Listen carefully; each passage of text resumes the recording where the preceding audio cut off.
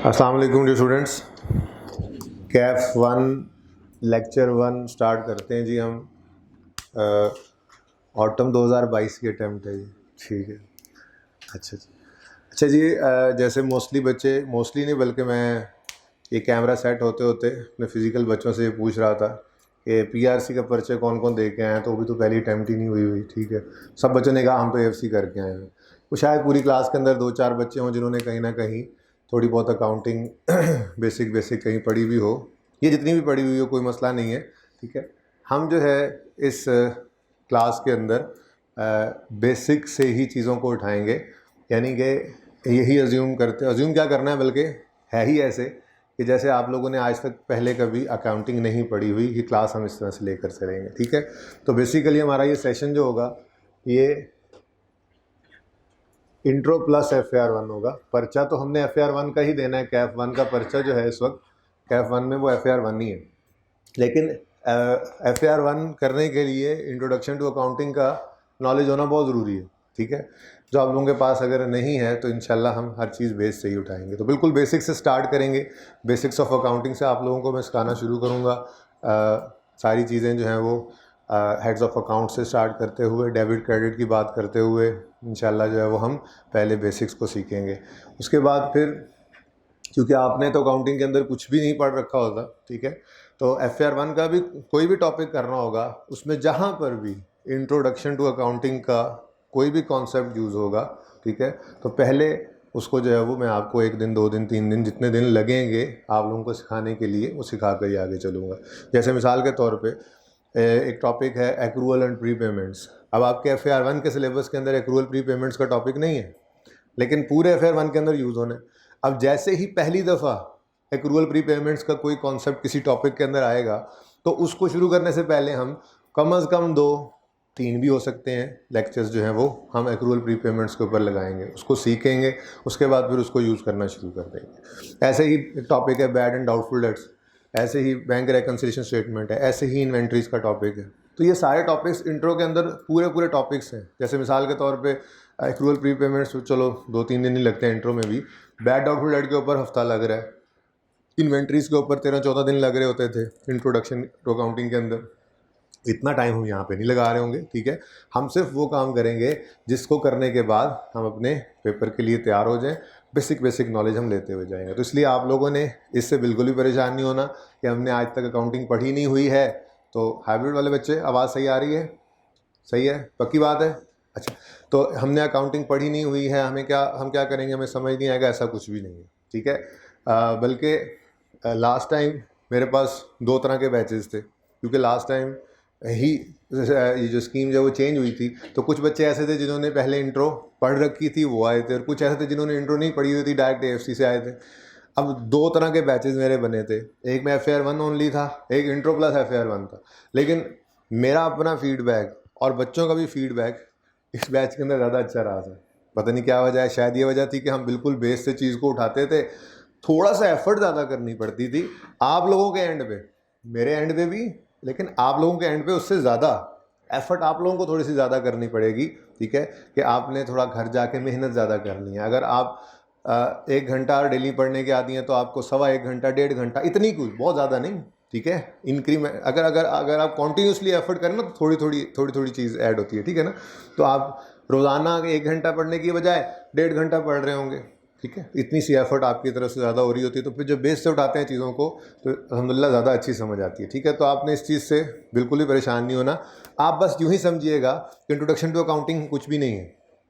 ठीक है, वो कुछ चीज़ है ही नहीं, दुनिया के अंदर एग्जिस्ट ही नहीं करती। ये जो FAR 1 का हमारा पेपर है, इसकी तैयारी करने के लिए हम चीज़ें पढ़ना शुरू कर रहे हैं। हम इसको पढ़ते चले जाएंगे, हमें पता भी नहीं चलेगा कि कहाँ पे इंट्रो का कॉन्सेप्ट आया, कहाँ पे FAR 1 का आया, हम इस चीज़ से ही बालातर हो जाते हैं। ठीक है, तो हमने बस क्या ज़हन के अंदर रखना है, FAR 1 का पर्चा तैयार कर रहे हैं और FAR 1 का ही सिलेबस है जो कुछ मैं पढ़ा रहा हूँ। अब जो चीज़ें बीच में एडिशनल होंगी वो बीच में ही आपके जो है वो मैं बिल्ड इन कर दूँगा। ठीक है, एक बात तो ये हो गई। अच्छा, दूसरी बात, FAR 1 की बुक कुछ दिनों में आपको मैं अवेलेबल कर दूंगा इंशाल्लाह। FAR 1 की बुक जब तक आपको अवेलेबल नहीं करूंगा, जो चीज़ ज़रूरत होगी आपको वो मैं हैंडआउट्स के अंदर प्रोवाइड करता रहूँगा। ठीक है, अच्छा, अब FAR 1 की बुक से भी पहले मैं कोशिश ये करूँगा कि एक छोटा सा बुकलेट सा बना लें जिसके अंदर मैं कोशिश करूं कि जो इंट्रो के टॉपिक्स रिवाइज़ करने होते हैं उनको एक अलग से बुकलेट की फॉर्म में आ दे, क्योंकि वो सिलेबस का उस तरह से तो पार्ट है नहीं कि हम उसको बुक का पार्ट बनाएं। आईकेएफ की बुक के अंदर भी वो चीज़ें नहीं है। बैड और डेट का टॉपिक, वीआरएस का टॉपिक है, इन्वेंट्रीज का टॉपिक है, एक्रूअल प्री पेमेंट्स का है, बेसिक्स ऑफ अकाउंटिंग है। तो ये जो छोटे मोटे टॉपिक्स बनते हैं, जितनी रिवीजन हमने करनी हो उतनी मैं एक छोटे से बुकलेट की फॉर्म में बना के वो आपको अलग से प्रोवाइड कर दूँ। FAR 1 की बुक हम अलग ही रखें, ठीक है। तो वो इंशाल्लाह मैं आपको बुकलेट जो है वो 2-3 दिन के अंदर अवेलेबल कर दूंगा। जब तक वो नहीं होगा तब तक इंशाल्लाह जो है मैं आपको हैंडआउट्स की फॉर्म में चीज़ें प्रोवाइड करता रहूँगा, ठीक है। बुक्स जो हैं उनके बारे में ग्रुप्स के अंदर जो ऑनलाइन वाले बच्चे होंगे वो बार बार सवाल नहीं करेंगे, ठीक है। जिस दिन बुक्स तैयार हो जाएंगी, प्रिंट हो जाएंगी, अवेलेबल हो जाएंगी, उस दिन फिज़िकल बच्चों को भी और ऑनलाइन वाले बच्चों को भी मैसेज के ज़रिए कम्युनिकेट कर दिया जाएगा कि आपकी बुक्स अवेलेबल हो गई हैं। देखें, चीज़ों को इफ़ेक्टिवली लेकर चलना है, ठीक है। ऑनलाइन वाले बच्चों को भी साथ साथ बातें हो रही हैं, आप बीच में थोड़ा सा फिर, ठीक है ना, हाँ माजरत, उनको भी थोड़ा सा साथ लेकर चल रहा हूँ मैं, ठीक है, बातों में। तो ऑनलाइन वाले बच्चों के लिए है कि वीक के अंदर हम एक जूम सेशन रखा करेंगे। वो हम डिसाइड कर लेते हैं, ज़रा क्लासेस 1-2 दिन चल लें, उसके बाद हम डिसाइड करते हैं किस दिन रखा करेंगे, कितने टाइम के लिए रखा करेंगे। ज़रूरत महसूस होने पर वो मेरे ऊपर है, ठीक है। अगर मैं ज़रूरत महसूस करता हूँ कि जी एक से काम नहीं चल रहा, तो फिर मैं उसको देख लूँगा बढ़ाना या नहीं, लेकिन ज़रूरत महसूस होने पर जो मुझे लगा तो, ठीक है। बाकी आप लोगों के ऑनलाइन वाले बच्चों के व्हाट्सएप ग्रुप्स बन जाएंगे, उसके अंदर आपके टीएस मौजूद होंगे, पीयर्स होंगे, आप डिस्कशन करेंगे।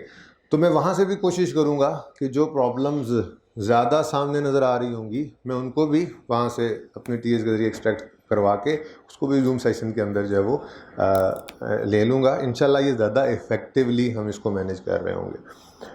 बाकी रही बात पर्चे की, तो पर्चा ओपन बुक कर दिया गया है इस दफ़ा आईकेएफ की तरफ से। अब ओपन बुक का मतलब क्या होता है? ओपन बुक का मतलब ये थोड़ा ही है कि आप जाएंगे पर्चे के अंदर, किताब आप सामने खोल के रखेंगे, सारा पर्चा उसके अंदर से लिख के आप घर आ जाएंगे।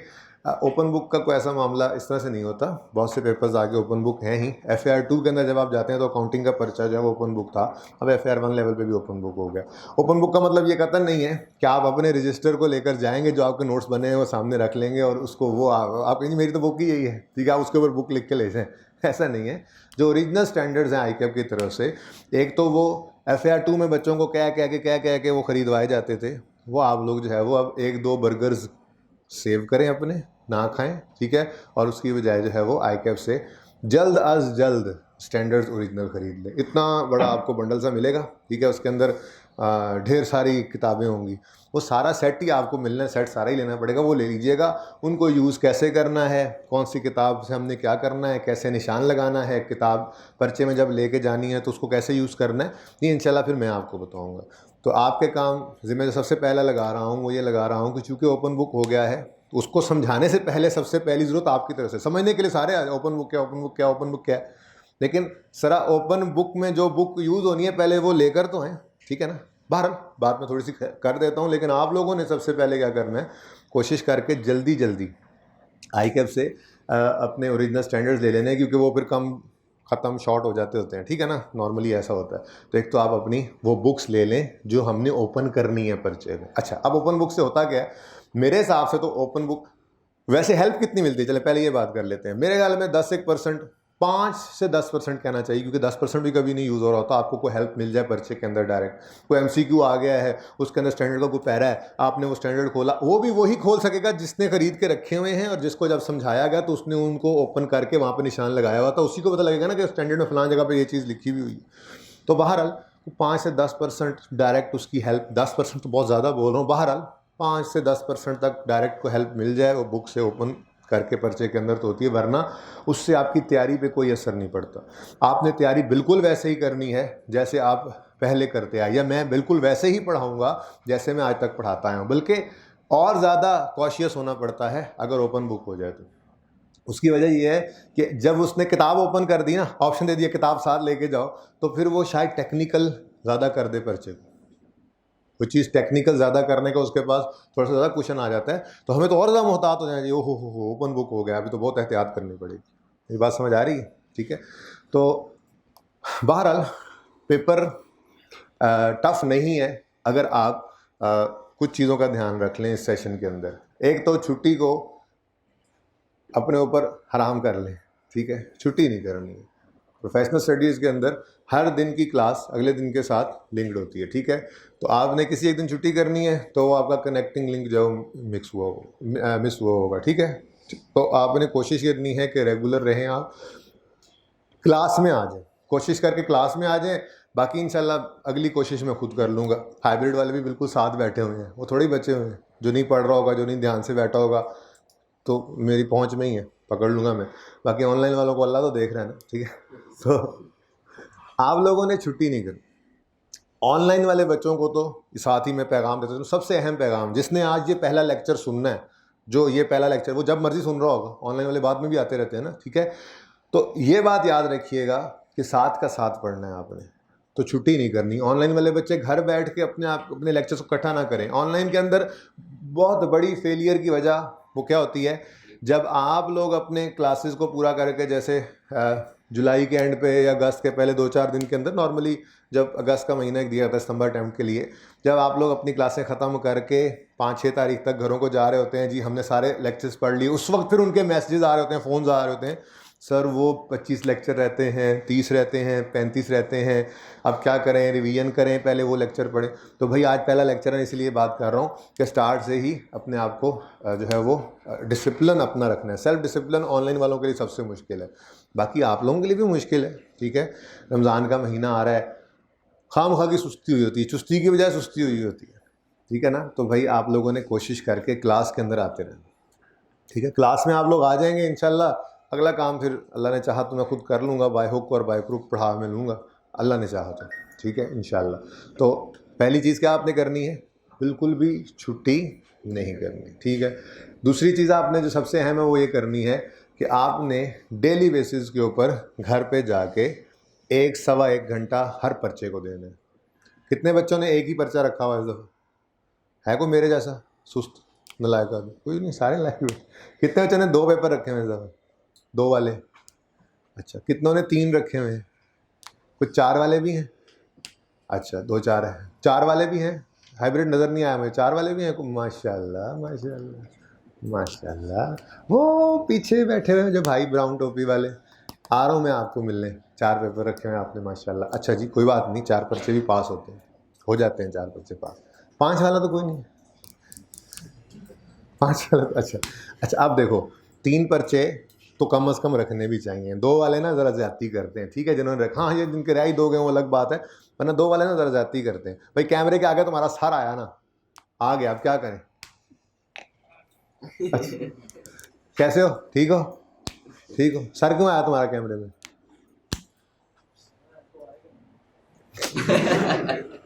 अच्छा जी, तो मैं क्या अर्ज कर रहा था जी, एक तो आपने छुट्टी नहीं करनी, दूसरा फी पर्चा घर पे आपने 1 से 1.25 घंटा देना है, ठीक है। 4 पर्चे वाला भी अगर ये काम कर रहा है तो उसके 4 पर्चे भी पास होंगे इंशाल्लाह, ठीक है ना। लेकिन ये कंसिस्टेंसी के साथ, कमिटमेंट शो करनी कंसिस्टेंसी के साथ। और तीसरी अहम चीज़ ये है कि अपने टेस्ट को मिस नहीं करना। पहले 2 वीक्स तो चूँकि कुछ होता नहीं है टेस्ट करने को, तीसरे वीक से टेस्ट स्टार्ट हो जाते हैं, जब हम पढ़ लेते हैं कुछ साइजेबल पोर्शन। जैसे पहले 2 वीक्स के अंदर हम बेसिक्स वगैरह पढ़ के कोई शायद फिक्स एसेट एंड डेप्रिसिएशन का टॉपिक शुरू कर चुके हुए होंगे, तो फिर कोई टेस्ट करने के लायक चीज़ें जो हैं वो आ जाती हैं। उसके बाद हर हफ्ते आपका टेस्ट होगा। मेरी थोड़ी अप्रोच डिफरेंट है, हर बंदे की अपनी अप्रोच होती है, ठीक है। कुछ इस्तिज़ा कराम जो हैं वो टेस्ट के अंदर थोड़ा रिलैक्स कर देते हैं कि चलो बच्चा ज़रा कॉन्फिडेंट रहे। कुछ मेरे जैसे होते हैं जो कहते हैं इधर ही पिटाई कर लो ताकि आई कैप में ज़रा थोड़ा सा रिलैक्स हो जाए, ठीक है ना। तो टेस्ट जो है वो मैं टफ़ बनाता हूँ, कोशिश मेरी होती है कि आप में से कोई भी पास ना हो टेस्ट के अंदर। अब इस चीज़ को आपने ना बेटा जल्दी बैठना है, ठीक है ना। ये कैमरे के आगे ये उठ के सीटें पसंद करना, ये कॉर्नर प्लॉट संभालना, ये नहीं चलेगा, ठीक है ना। फटाफट फटाफट एडजस्ट हुआ करो। अच्छा, क्या बात कर रहा था मैं? हाँ, टेस्ट में मेरी ये कोशिश होगी कि आप में से कोई भी पास ना हो, और आप लोगों की ये कोशिश होनी चाहिए कि हम में से कोई भी फेल नहीं होगा। 50% मार्क्स हमने लेने ही लेने हैं। तो 1-2 टेस्ट के अंदर पिटाई होने के बाद आपको मैं तरीका भी ज़ाहिर सी बात है सिखाऊंगा। जिस दिन हमने टेस्ट हमारा हुआ करेगा उससे अगले दिन क्लास के अंदर हम टेस्ट को डिस्कस किया करते हैं। मैं पूरा टेस्ट नॉर्मली जो है वो डिस्कस करता हूँ, सॉल्व करता हूँ क्लास में बच्चों के साथ, और फिर उनको तरीका बता रहा होता हूँ कि देखो इस तरह से चलना था, नंबर यहाँ पे इस तरह से मिलने थे। पूरा सवाल सही करना पास होने के लिए ज़रूरी नहीं है। आज पहला दिन ये बात ज़हन में रख लें, पूरा सवाल पास होने के लिए सही करना ज़रूरी नहीं है। हर सवाल आधा सही कर लें, हर सवाल आधा सही कर लें, आप पास हो जाएंगे। सारे सवाल आधा से सही हो जाएंगे। अकाउंटिंग में आपको आंसर के मार्क्स नहीं मिलते एंड वाले के, हर स्टेप के ऊपर मार्क्स। जो चीज़ आपने सही लिख दिया वहाँ पर उसके सही मार्क्स मिल गए। अगर गलत चीज़, अब आपके अकाउंटिंग के अंदर बाकी तो बातें पता लगेंगी ना, जब टॉपिक होगा मैं आपको बताऊंगा, देखो जी ये फिगर यहाँ पे पड़ी हुई है, यहाँ पे गलत निकला, इसको आगे लेके जाना था, वहाँ सही लेके उसके नंबर मिल रहे हैं। तो अकाउंटिंग में गलती पे गलती के नंबर नहीं कटा करते, ठीक है, और हर स्टेप के मार्क्स मिलते हैं, ठीक है। तो टेस्ट नहीं मिस करना। तो ये 3 चीज़ों का आप ख्याल रख लें बेटा, ठीक है। आप क्लास के अंदर लाजमी आएँ, छुट्टी ना करें, जैसे भी हो आ जाएँ क्लास के अंदर, ठीक है। होमवर्क नहीं किया हुआ मैंने क्लास में खड़े करके बेइज्जत करना है, टेस्ट नहीं दिया हुआ पता है अगले दिन अभी क्लास होनी है, सर ने क्लास में खड़ा कर देना है, ठीक है, और क्लास अलग होनी है, कोई बात नहीं, वो आपके फ़ायदे के लिए ही होगी, छुट्टी नहीं करनी। तो एक छुट्टी नहीं करनी है आप लोगों ने, ठीक है। दूसरा, फ़ी पर्चा 1 घंटा से सवा 1 घंटा। मेरी कोशिश ये होगी, चाहे ये इंट्रो प्लस FAR1 है, मैंने आपको कह दिया आप 1 से 1.5 घंटा मेहनत को कर दें, लेकिन कोशिश मेरी यही होगी कि आपका होमवर्क घर में 1 घंटे के अंदर अंदर ही निपटे। कभी कभी ज़्यादा भी हो जाता है, ये ना कहना पहली क्लास में आपने कहा था 1 घंटे से ऊपर होमवर्क नहीं जाएगा, ये तो जवाब दें, इसका हिसाब दें हमें, ठीक है। आपने ये कैसे कर लिया, आपकी ज़रूरत कैसे हुई, आप कह के मुकर गए। एक तो वीकेंड जो है वो एग्जाम्प्ट होगा इस कंडीशन से, और दूसरा कभी कभी ज़्यादा भी हो सकता है, कभी कभी, लेकिन कोशिश ये नहीं होगी, मेरी इंटेंशन नहीं होगी अनइंटेंशनली ऐसा हो जाए, तो मेरी कोशिश यही होगी कि आपका होमवर्क 1 घंटे के अंदर अंदर निपटे। क्योंकि मेरे जो बच्चे यहाँ पे 3 पर्चे के लिए जिन्होंने हाथ खड़ा किया, मेरी ये चाहत होगी कि वो 3 पर्चे वाले बच्चे 3 के 3 पास करें। सिर्फ अकाउंटिंग पास करना मकसूद नहीं है, इससे तो ये नहीं ना होगा सारे पर्चे पास करने हैं। तो आपने भी कोशिश यही करनी है कि आप हर पर्चे को डिलीट कर दें, ठीक है। कोशिश करेंगे इन बातों की। बाकी मुझे जो बातें जहन में थी वो मैंने कर दी हैं। ऑनलाइन वाले बच्चों के लिए TSG ग्रुप भी बन जाएगा। जब तक ये लेक्चर उनको पहुंचेगा, जाहिर है 2 दिन के बाद पहुंचना है, तब तक उनके ग्रुप्स फॉर्म हो चुके होंगे। तो एक टेक्निकल सपोर्ट ग्रुप भी होगा। अच्छा, वो टेक्निकल सपोर्ट ग्रुप में आपने अपनी प्रॉब्लम्स को भी, ये अब ज़रा मैं थोड़ा ऑनलाइन वालों से बात कर रहा हूँ, अच्छा हाइब्रिड वालों और फिजिकल वालों, आपसे नहीं, ठीक है। तो उस टेक्निकल सपोर्ट ग्रुप के अंदर आपने अपनी हर किस्म की क्यूरी करनी है, स्टडी रिलेटेड क्यूरी के अलावा। आपको कोई लॉगिन में मसला है या कुछ इस किस्म की जो है वो अपनी डिवाइस को यूज़ करने में मसला आ रहा है, इस किस्म के कोई मसाइल हैं, ठीक है, तो आपने उसके अंदर पूछना है। कोई बुक्स वगैरह अगर तंग करने के लिए पूछना भी है, हालांकि मैं पहले ही बता चुका हूँ कि आप बुक्स का मत पूछिएगा, क्योंकि जब तक बुक्स नहीं आएंगी जो चीज़ें आपने यूज़ करनी है आपको हैंडआउट्स के फॉर्म में फिजिकल वालों को दे रहा हूँ, ऑनलाइन वालों का वो अपलोड हो रहा होगा पोर्टल पे, तो इसलिए आप लोगों को ज़रूरत नहीं है बार बार बुक। लेकिन आप चूँकि बच्चे हार्ड फॉर्म में बुक चाह रहे होते हैं, तो जब बुक्स अवेलेबल होंगी आपको मैसेज आ जाएगा, ठीक है। तो टेक्निकल सपोर्ट ग्रुप के अंदर आप हर तरह का मैसेज कर सकते हैं, 9 to 4 उसके अंदर आपको आंसर मिलेगा। दिन शाम में किए हुए मैसेजेस का भी सुबह जवाब मिला करेगा, ठीक है। बाकी इंस्ट्रक्शंस पढ़ लीजिएगा जो आपसे शेयर की गई। उसके अलावा हाँ, उसके अलावा कोशिश ये कीजिएगा ऑनलाइन वाले बच्चे कि आप एक ही डिवाइस यूज़ करें, पहले ही डिसाइड कर लें। और आई विल नॉट सजेस्ट, बल्कि आई विल स्ट्रांगली रिकमेंड कि आप लोग लैपटॉप यूज़ कीजिए, ठीक है। मोबाइल के ऊपर लेक्चर उस तरह से इफेक्टिवली नहीं लिया जाता ऑनलाइन वाले बच्चे के लिए। एक हाथ से मोबाइल संभाल रहे हैं, नहीं जी सर हम स्टैंड पे लगा लेंगे, फिर ऐसे करके देख रहे हैं, इतना सा मोबाइल है, नहीं, कंसंट्रेशन उस तरह से रहती। तो कम से कम लैपटॉप हो या डेस्कटॉप हो, चलो ठीक है, लैपटॉप में ये आपके लिए मोबिलिटी रहती है, ठीक है। तो मेरी रिकमेंडेशन यही है कि आप लोग लैपटॉप को यूज़ करें, एक डिवाइस यूज़ करें, और ये अपडेट्स से थोड़ा सा बचते रहिए। अगर कोई अपडेट वगैरह करना भी हो आप लोगों ने तो वो वीकेंड पे कीजिए, ताकि कोई मसला आए तो खैर वीकेंड पे ना ही कीजिएगा, क्योंकि संडे को फिर आपको जवाब नहीं मिलना, कोई मसला आए तो। बहरहाल थोड़ा सा फिर आपको ज़हनी तौर पे तैयार रहना चाहिए, अपडेट करने से कोई डिवाइस में ऐसा मसला है जिससे आपको एक आध दिन थोड़ा डिले पड़ जाए, तो इन थोड़ी चीज़ों से जो है ना आपने ध्यान रखना है, ठीक है जी। बाकी जो बातें मेरे जहन में आ रही थी वो मैंने कर दी हैं, साथ बातें जहन में आती रहेंगी, साथ इंशाल्लाह आप लोगों के साथ शेयर भी करता रहूँगा, ठीक है। अच्छा जी, इंट्रोडक्शन तो हो ही गया, उमैर शराद उतरा मेरा नाम है, ठीक है। मैं बताना भूल गया था क्लास के स्टार्ट में। अच्छा, आप लोगों का नाम भी माशाल्लाह सब के अच्छे नाम ही होंगे इंशाल्लाह, ठीक है। तो बस यही इंट्रोडक्शन है, काफ़ी है। इंशाल्लाह साथ इंशाल्लाह इंट्रोडक्शन भी बाकी होता रहेगा, ठीक है। पढ़ाई स्टार्ट करते हैं जी। Financial accounting and reporting one basically हमारे सब्जेक्ट का नाम है, लेकिन जैसे मैंने आपको कहा कि हमने बेसिक से बात को उठाना है, ठीक है, तो हम इंट्रोडक्शन टू अकाउंटिंग से ही बात शुरू करते हैं। अकाउंटिंग होती क्या है, सबसे पहले आज हम ये बात कर लेते हैं।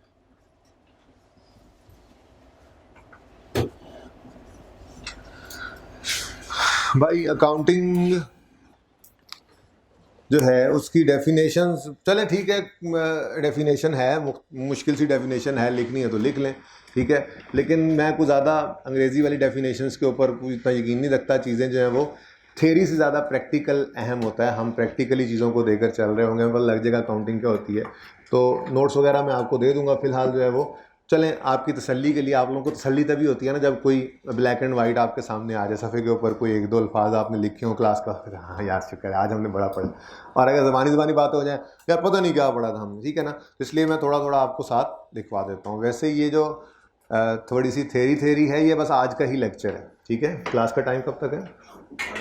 9 बजे तक है, थोड़ी टाइम रहेगा। चलें, बहरहाल कोशिश यही होगी कि सिर्फ थेरी खुश जो है बातें वो आज ही हो जाए। इंशाल्लाह कल से फिर हम जो है वो बाज़ाब्ता तौर पे ट्रांजैक्शंस को समझ रहे होंगे, कर रहे होंगे, लेकिन उनकी बेस आज बनानी ज़रूरी है। तो सबसे पहले तो आप अकाउंटिंग की डेफिनेशन लिखें सब। Accounting is an information system, बल्कि इंफॉर्मेशन साइंस लिखें, थोड़ी सी बात कर देता हूँ इसके ऊपर भी। Accounting is an information science that is used, accounting is an information science that is used to collect, that is used to collect। वो हाइब्रिड में एंड वाले भाई हाथ खड़ा करें, एंड वाले भाई साहब आप क्यों नहीं लिख रहे? ज़रा पूछें इनसे, टीए ना हो मेरा भी।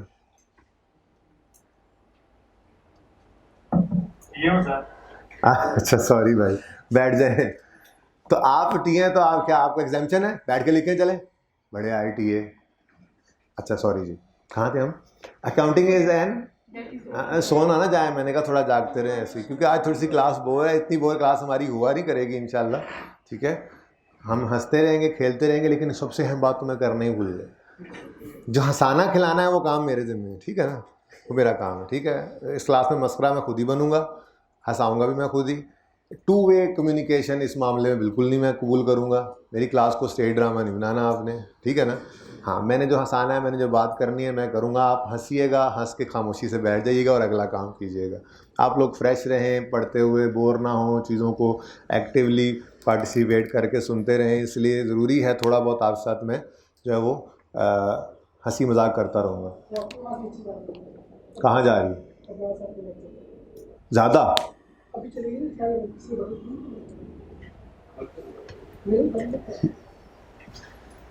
भाई ये पॉज कर दें ज़रा वीडियो। चले जी, माजरा थोड़ा सा पॉज करना पड़ा वीडियो को, कोई माइक में मसला आ गया था। तो हम डेफिनेशन लिख रहे थे,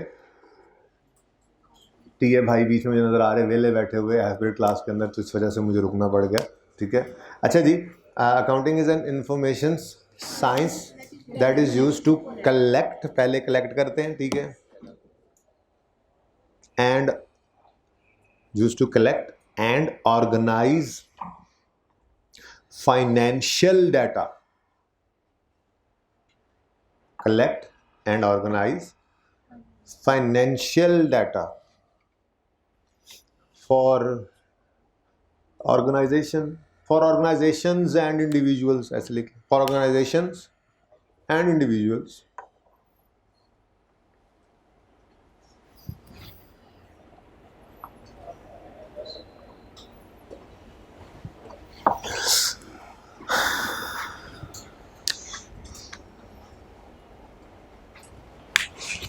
अच्छा, अब अंडरलाइन करें इंफॉर्मेशन साइंस।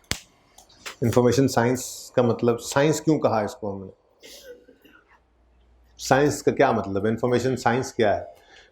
इसका मतलब ये है कि हमने डाटा को कलेक्ट करना है, प्रोसेस करना है, एनालाइज करना है इंफॉर्मेशन, ठीक है ना। देखें डाटा इंफॉर्मेशन में फ़र्क क्या है, छोटी सी ऐसी बात, वैसे थ्योरेटिकली बातें आएंगी जब सामने, एंड पे थ्योरी का लेक्चर मैं 1.5-2 घंटे में पढ़ाऊंगा, उसके अंदर छोटी मोटी बातें होंगी। देखें अकाउंटिंग के अंदर थ्योरी है तो सही 8-10%, ठीक है, लेकिन वो कॉन्सेप्ट्स मैं स्टार्ट के अंदर नहीं पढ़ाता। हर बंदे का अपना तरीका होता है, वो बिल्कुल इफेक्टिव है, हर उस्ताद का अपना तरीका और बिल्कुल सबका तरीका इफेक्टिव है, ऐसी कोई बात नहीं होती, ठीक है ना। मैं कॉन्सेप्ट्स को पहले नहीं पढ़ाता, मैं पढ़ाता जाता हूँ अकाउंटिंग में, साथ साथ जो है वो कॉन्सेप्ट्स भी हमारे आ रहे होते हैं। इवन के हम पहले न्यूमेरिकल करते हैं किसी भी टॉपिक का और उसकी थ्योरी उसी के अंदर सीखते सीखते फिर एंड पे थ्योरी कर रहे होते हैं, तो तरीका यही होगा मेरा, ठीक है। कॉन्सेप्ट्स हैं अकाउंटिंग के, थ्योरेटिकल कॉन्सेप्ट्स जो हैं वो साथ के साथ, जैसे आज भी 1-2 कॉन्सेप्ट्स मैं आपके साथ डिस्कस करूंगा, ठीक है। वो कॉन्सेप्ट्स हम डिस्कस करते करते चलते जाते हैं, एंड पे जाके वो एक जगह इकट्ठे हुए पड़े होते हैं, मोस्टली हमने उनमें से कर रखे होते हैं, जो नहीं किए होते फिर वो आखिरी क्लास में जाके पढ़ लेते हैं, ठीक है ना। तो वहाँ पर शायद फिर दोबारा बात हो भी जाए। मैं बात कर रहा था डाटा और इन्फॉर्मेशन में क्या फ़र्क है। मेरी ये क्लास मेरे सामने बैठी हुई है, मेरे टीए साहब खड़े हुए हैं, बैठ जाएं भाई, आप खड़े क्यों हैं, बैठ जाएं। अच्छा, ये इस बोतल वाली जगह पे बैठ जाएं। अच्छा जी, अब टीए साहब मेरे पास लिस्ट लेके आते हैं, उस लिस्ट के अंदर आप लोगों के टेस्ट की रिपोर्ट है, ठीक है, और वो टेस्ट की रिपोर्ट में बस आप लोगों के CRN की तरतीब से ही आपके नंबर्स आ रहे हैं। अब ये एक डाटा है, मैं टीए साहब को कहता हूँ कि यार आप ऐसा करें, इसको असेंडिंग या डिसेंडिंग ऑर्डर में कर दें, ठीक है, फर्स्ट सेकंड थर्ड से शुरू करें या लास्ट से शुरू करें। कभी गुस्सा आया हो तो लास्ट से शुरू करें लिस्ट बनाना, ताकि पहले लास्ट वालों की पिटाई करूं फिर फर्स्ट की तरफ जाऊं। कभी ना गुस्सा आया हो तो यार फर्स्ट से, मेरी मर्जी की बात है ना, ठीक है, उनसे मैं जो कह दूं, असेंडिंग करवा लूँ डिसेंडिंग करवा दूं, वही डाटा क्या बन जाएगा, इन्फॉर्मेशन बन जाएगी, ठीक है। बात समझ आ रही है। तो हमने इसको इन्फॉर्मेशन साइंस कहा, इसका मतलब क्या है, collecting, processing and analysing information, इसलिए इसको इंफॉर्मेशन साइंस कहा जाता है। कि कलेक्टिंग की किस लिए इस्तेमाल होती है, कलेक्ट करते हैं पहले, फिर एनालाइज करते हैं। एनालाइज क्या है, आज तो नहीं, क्योंकि आज तो मैंने आपको अकाउंटिंग हेड्स पढ़ाने हैं, पहले पता होगा अकाउंटिंग बेसिक हेड्स, बेसिक बुनियादें क्या हैं, तो उसके बाद ही कल से एनालिसिस शुरू करेंगे ना। कल इंशाल्लाह हम एनालाइज कर रहे होंगे, ठीक है ना, इन्फॉर्मेशन को एनालाइज करेंगे। तो क्या मैंने कहा जी, साइंस क्यों कहते हैं, साइंस क्यों कहते हैं इसको, collecting, processing and analysing, collecting, processing and analysing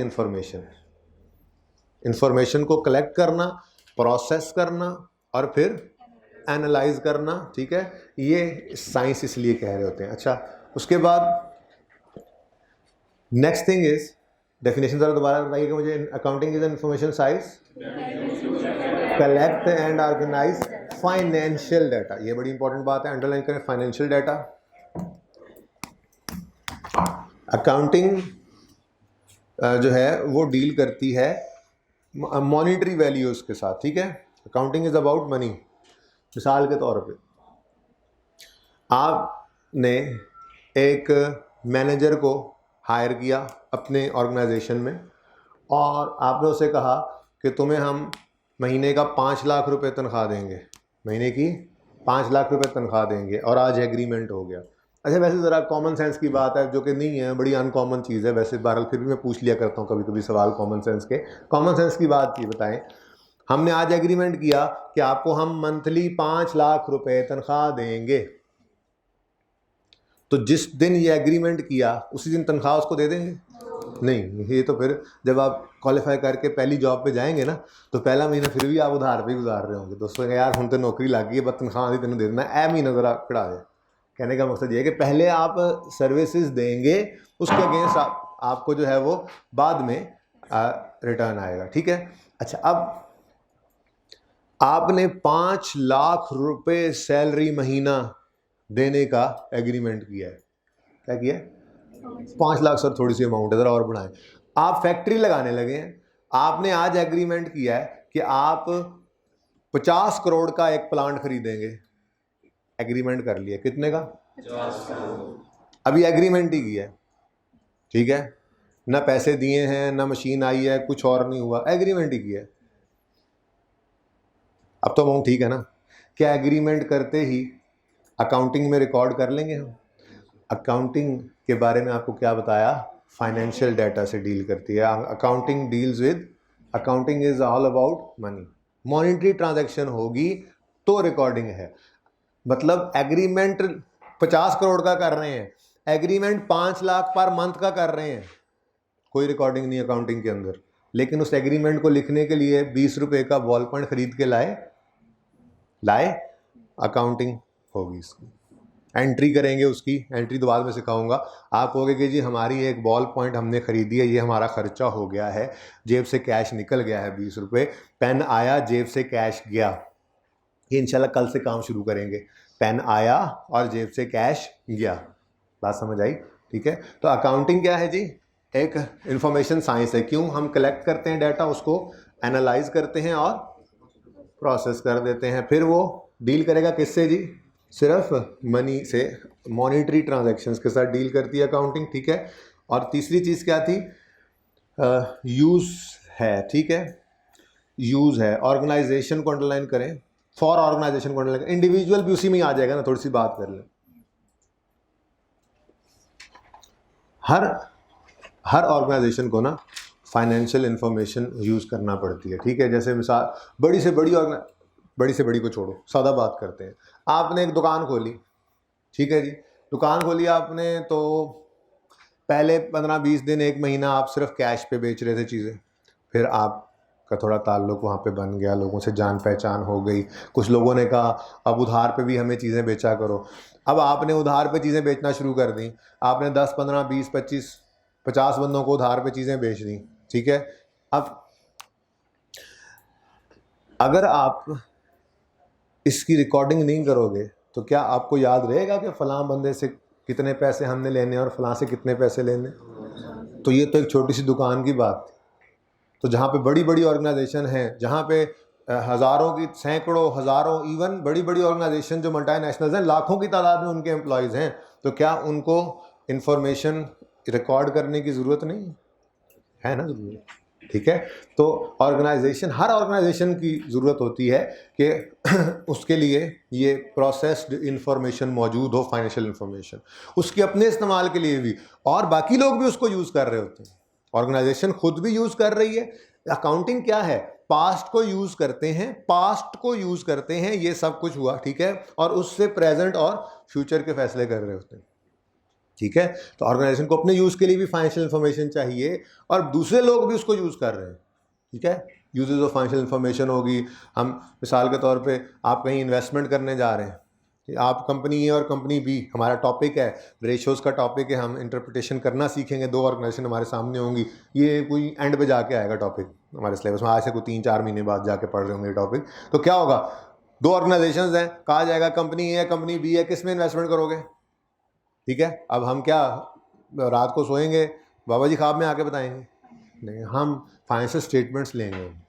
ये फाइनेंशियल स्टेटमेंट्स क्या होती हैं? ये जो मैंने आपको बताया ना कि कलेक्ट करना, फिर प्रोसेस करना, एनालाइज करना फाइनेंशियल इन्फॉर्मेशन को, और फिर उसको जो है ना हमने फाइनेंशियल स्टेटमेंट्स तक लेके जाना होता है। हम जो भी काम किया करेंगे ना, पहले कोई 10-12 दिन के बाद, पहले 2 वीक्स के बाद, जब टॉपिक्स स्टार्ट हो जाएंगे, तो हम जो टॉपिक भी पढ़ेंगे उसको फाइनेंशियल स्टेटमेंट्स तक पहुंचाएंगे। फाइनेंशियल स्टेटमेंट्स क्या होती हैं बताऊंगा इंशाल्लाह, एक income statement, balance sheet, cash flow, सब कुछ पढ़ना है हमने, वक्त के साथ साथ चीज़ें सामने ओपन होंगी। ठीक है ना, तो वो बंदे देख रहे होते हैं, ओके, फाइनेंशियल स्टेटमेंट्स को देखेंगे, इनकम स्टेटमेंट, कितने प्रॉफिट्स हैं, कितने इसके पास एसेट्स हैं, ये सारी बातें अभी मैंने आपको पढ़ानी। ठीक है, ऐसे ही कोई बैंक है तो उसने लोन देना है, लोन लेने चलेगी ऑर्गेनाइजेशन, तो वो देखना चाहेगा ना कि इसके पास क्या कुछ मौजूद है, कि हम इसको लोन दें ना दें, क्या सूरत हाल है। ठीक है, तो फाइनेंशियल इन्फॉर्मेशन को हम यूज़ कर रहे होते हैं। ठीक है, अच्छा, अब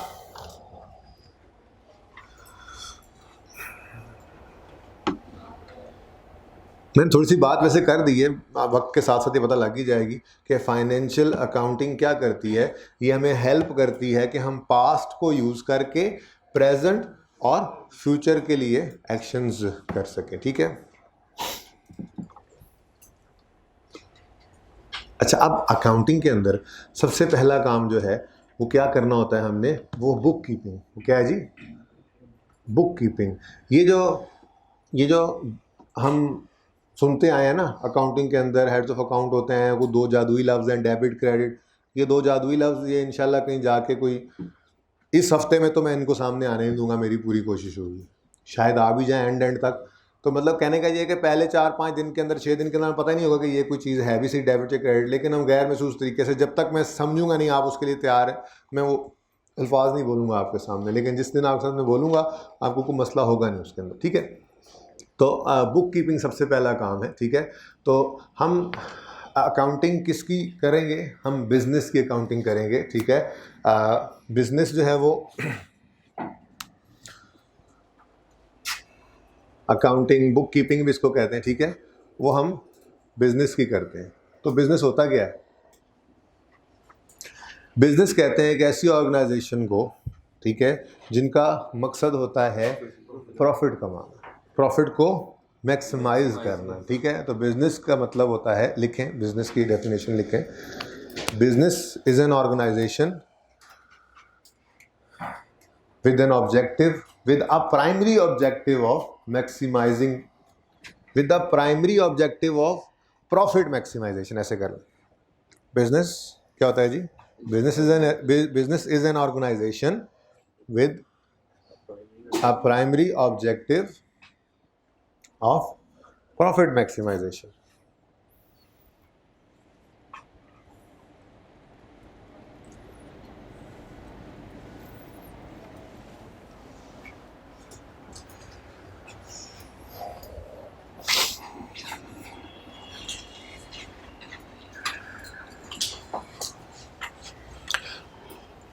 अच्छा, ऑर्गेनाइजेशन को भी चलो अब आपके सामने आएंगे तो ऑर्गेनाइजेशन क्या होती है अंडरलाइन करके इसको भी लिख लें, अपनी डेफिनेशन के ऊपर ही लिख लें।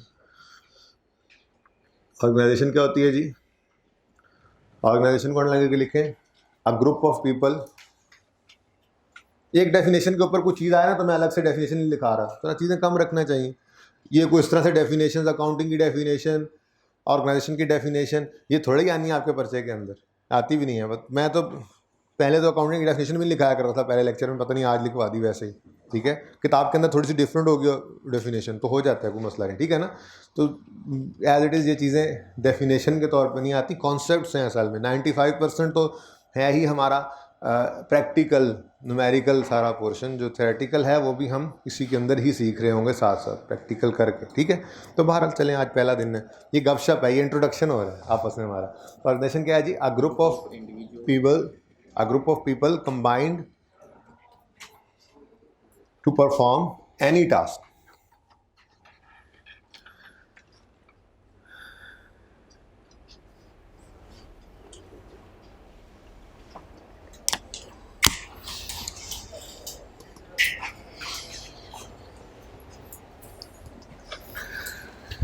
अच्छा जी, अच्छा जी, अब एक दो कॉन्सेप्ट्स हैं, मैं ये चाहूँगा कि पहले हम अकाउंटिंग के उन एक दो कॉन्सेप्ट्स की बात कर लें, बेसिक कॉन्सेप्ट्स की, ठीक है, और उसके बाद फिर बुनियाद डाल दें आज, ठीक है। सबसे पहला कॉन्सेप्ट जो आपको पता होना चाहिए अकाउंटिंग के अंदर, वो कॉन्सेप्ट है डबल एंट्री कॉन्सेप्ट, ठीक है। बेसिक कॉन्सेप्ट्स बहुत सारे हैं जो हमने इस्तेमाल करने हैं अपने इस पेपर के अंदर, ठीक है, लेकिन फ़िलहाल जितने को एक दो दिन में ज़रूरत पड़ने वाले कॉन्सेप्ट्स हैं मैं सिर्फ उन्हीं को आपके सामने लिख रहा हूँ, ठीक है ना। तो आज की तीसरी बात, मैं कुछ बेसिक कॉन्सेप्ट्स की बात कर रहा हूँ।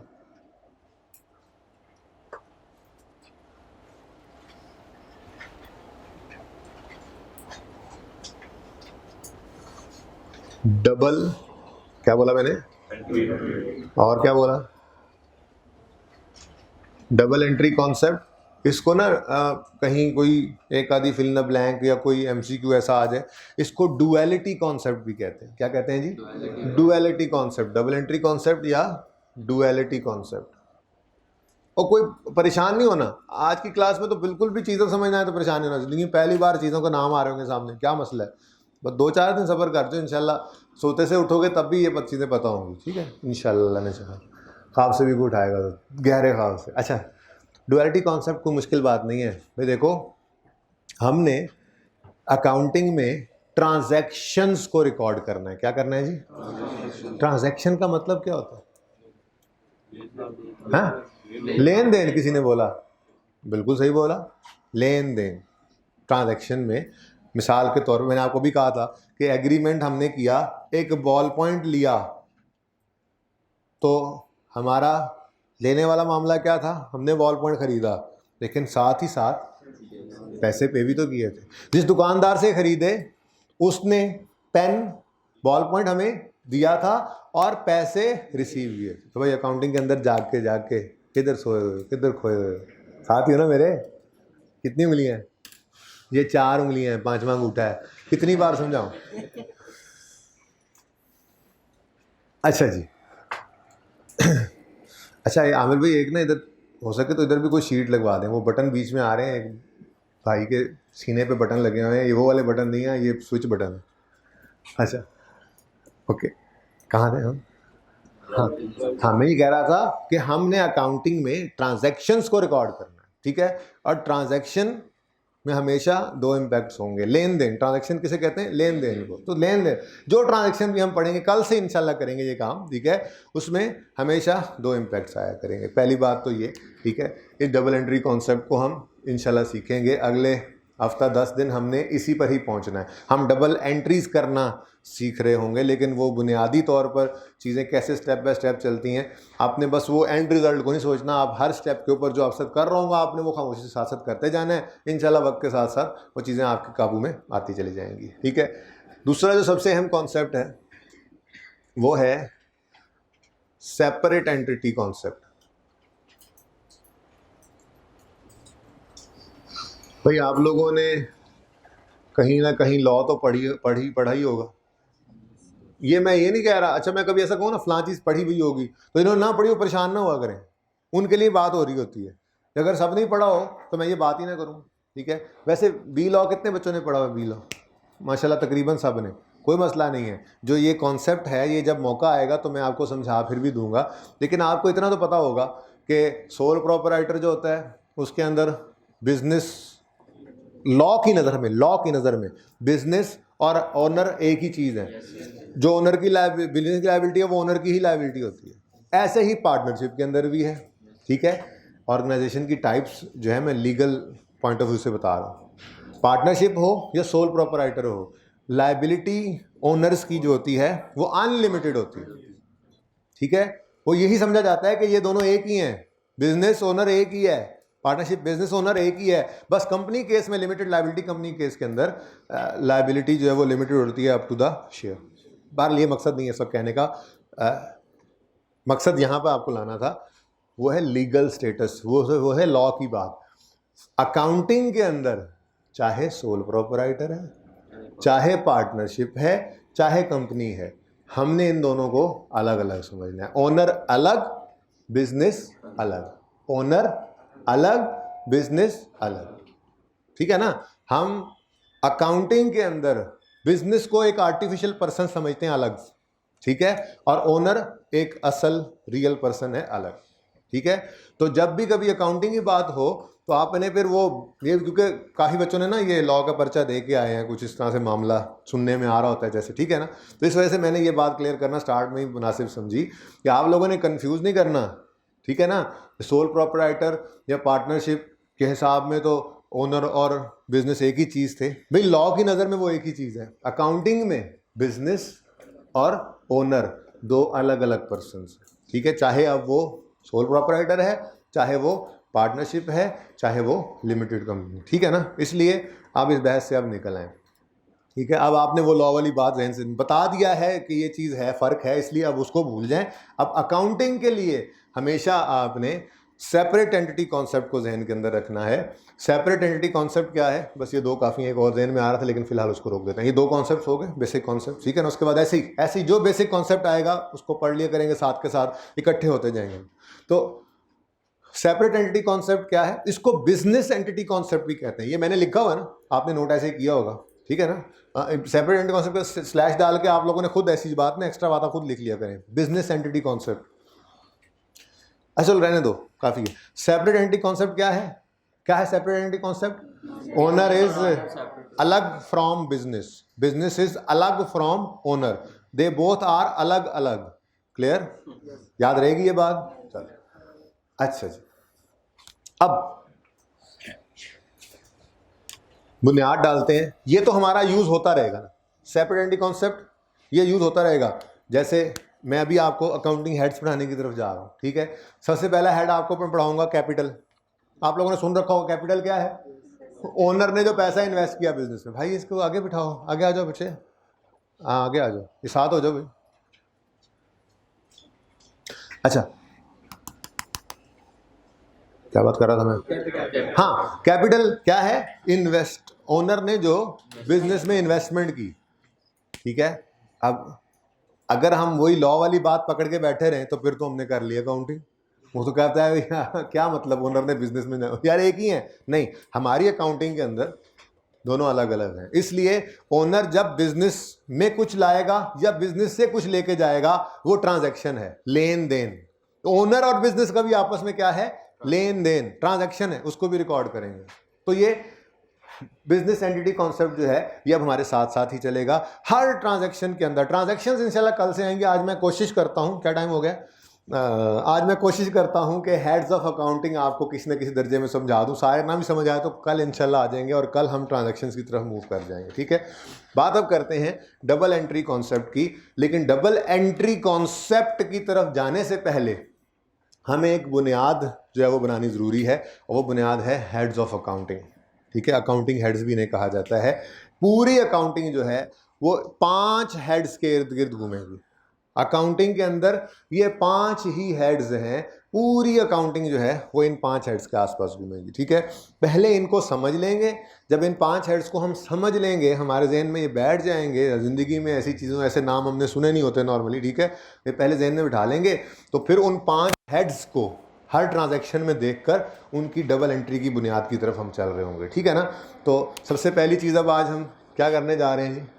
सबसे अहम चीज़ और सबसे बुनियादी चीज़ जो आज हमने करनी है वो है अकाउंटिंग हेड्स या head of account, heads of accounting heads. तो यूँ समझ लें कि पढ़ाई अब शुरू हो रही है। तो जैसे गपशप लगा रहे थे, अकाउंटिंग होती क्या है, बिजनेस किसे कहते हैं, ठीक है। अच्छा, ऑर्गेनाइजेशन की 3 टाइप्स मैंने बातों बातों में आपको बता दी। ये कहाँ पे लिखी होंगी, कब पढ़नी है, ये वक्त आने में बता दिया जाएगा। जब आखिरी 2-3 क्लासेस के अंदर थ्योरी कराऊंगा ना, तो एक चैप्टर होगा जो उसमें छेड़ा नहीं होगा हमने। जब उसको ओपन करेंगे ना, उसके अंदर ये सोल प्रोपराइटर, पार्टनरशिप और कंपनी पढ़े होंगे। मैं कहूँगा ये देखो ज़रा इसको एक दफ़ा पढ़ लेते हैं, बस इसको ऐसे ही पढ़ना था जैसे पहली क्लास में पढ़ाया था, जैसे आज पढ़ा रहा हूँ। इस तरह से जो चीज़ें जहाँ पे हैं वो वहाँ पे पढ़ी होंगी, इंशाल्लाह दिखाता रहूँगा साथ साथ, ठीक है ना। तो बिजनेस की वैसे एक और भी क्लासिफिकेशन है एक्टिविटीज़ के हिसाब से। बिजनेस हो सकता है मैन्युफैक्चरिंग, बिजनेस हो सकता है ट्रेडिंग सिर्फ। तो वो सारी बातें जैसे जैसे ज़रूरत पड़ेगी वैसे वैसे आपको समझाता जाऊंगा, ठीक है ना। फिलहाल मैंने आपको बिजनेस की बात की है कि ऐसी ऑर्गेनाइजेशन जिसका मकसद प्रॉफिट कमाना है। आपके जहन में होगा जिनका मकसद प्रॉफिट कमाना नहीं है उसका क्या करें, वो वक्त आने पर पढ़ाया जाएगा, टॉपिक है हमारा। FAR 1 के अंदर हम नॉट फॉर प्रॉफिट ऑर्गेनाइजेशंस की अकाउंटिंग भी सीखते हैं। वो वक्त आने पे इंशाल्लाह फिर ट्री बना लेंगे, ठीक है ना। मैं लिखूंगा ऑर्गेनाइजेशन, ठीक है। मैं कहूँगा ऑर्गेनाइजेशन क्या है जी? बिजनेस ऑर्गेनाइजेशन कौन सी है? ऐसी ऑर्गेनाइजेशन जिसका प्रॉफिट कमाना मकसद है, वो बिजनेस ऑर्गेनाइजेशन है। उसकी अकाउंटिंग हम सीख चुके होंगे तब तक, ठीक है। और जिसका मकसद प्रॉफिट कमाना नहीं है उसको नॉन प्रॉफिट ऑर्गेनाइजेशन कहते हैं। फिर वहाँ से आगे बात शुरू कर लेंगे। तो फिलहाल जितना है, मैं ज़्यादा चीज़ों को फैला नहीं रहा आपके सामने, ठीक है। बस फ़र्क हर दफ़ा अप्रोच होती है। पहले मैं बता दिया करता था दोनों तरह की ऑर्गेनाइजेशन, इस दफ़ा नहीं बताया। बस जो बिजनेस ऑर्गेनाइजेशन है जिसकी अकाउंटिंग हमने सीखनी है फिलहाल वही सामने है, ठीक है। अच्छा, तो अकाउंटिंग हेड्स में